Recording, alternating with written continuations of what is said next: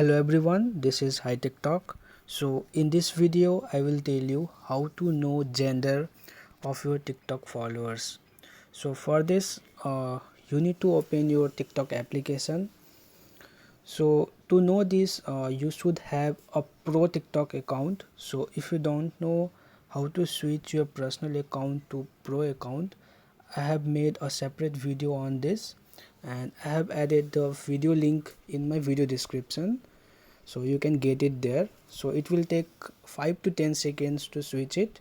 So after you have switched your account to pro account, you need to click on this three dot as you can see here, and after that, once your account is switched to pro account, you will see this analytics option. Just click on this one,